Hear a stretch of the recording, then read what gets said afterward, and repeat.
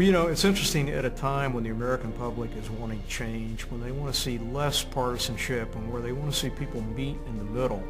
The credit unions actually have an opportunity to make that happen in both conventions by sponsoring something like Homes for Our Troops, which ought to bring both parties together. And we really talk all the time about putting philosophy into action. And our philosophy always has been about people helping people. This is the epitome of people helping people. We're going to need help from the entire credit union community.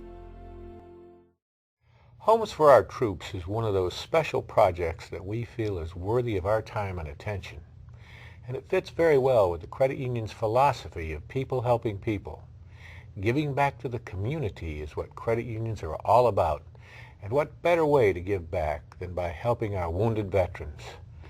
I want to thank not only Homes for Our Troops, but all the credit unions for their support in this very special project.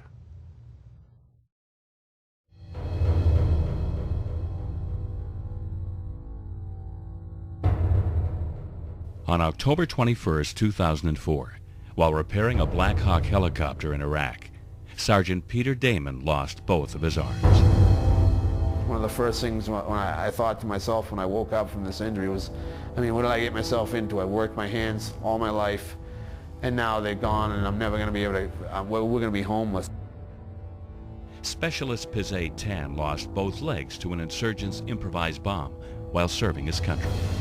I mean, I was broke. I was broke down. My life was, there were days where I'd be like, I don't think I could go on.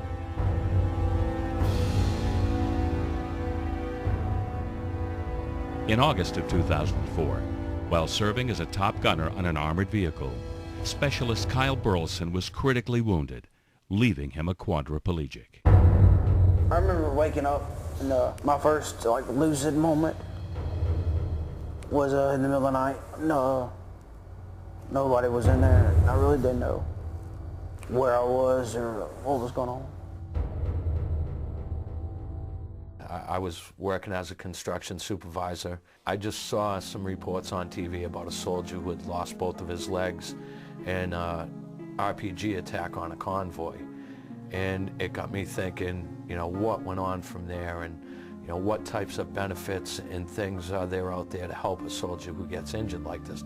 Basically, any residential home that's built in the United States is not built with somebody in a wheelchair in mind. So, I mean, that creates a tremendous problem. You know, it's not like these homes already exist and are on the marketplace. Homes for Our Troops, specially adaptive homes, have become essential for troops like Kyle Burleson, who returned home a quadriplegic. I was shot August 18th, 04. The bullet went through my face and come out the bottom of my skull. Kyle Burleson's home became no longer suitable for his condition. We had to buy a building just for medical supplies, and we had about maybe this much room between my bed and his bed. Well, I mean, we didn't really think we would get a house or anything. It was really overwhelming. With the help of Homes for Our Troops, Kyle now has the freedom to move throughout his home. Technology such as a lift system and automatic doors triggered by a blow tube has allowed him such mobility.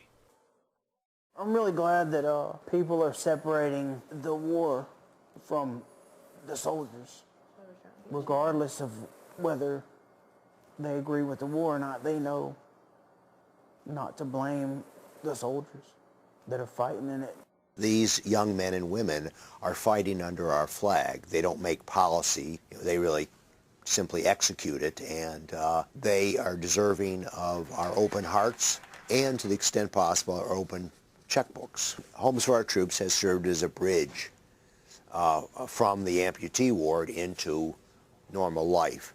There are hundreds of soldiers who will be needing help from across the country, and more are coming home each day with life-altering disabilities and injuries. Homes for Our Troops plans to be there for each and every one of them, making sure that at the end of the day, they have a place of their own they can call home. You know, supporting the troops, it's not a left thing, it's not a right thing, it's the right thing. For every military family there is, an injured soldier creates a big change. So having a place to stay permanently and a house to appreciate means a lot, so please help Homes for Our Troops continue to help support vets that have been injured.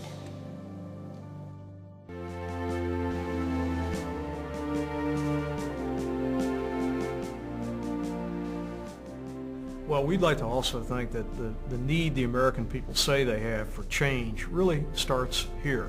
And what better change agents than credit unions to show that when it's all said and done, we can come together on something that doesn't have, as Mark says, a Republican or Democratic bent to it, but is really about a bigger purpose and a higher purpose, and that's helping the people that sacrifice their lives and put themselves on the line for us every single day, and that's our veterans.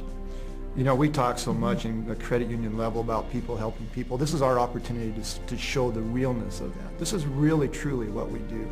And this is an opportunity for us to really help someone in each of our communities.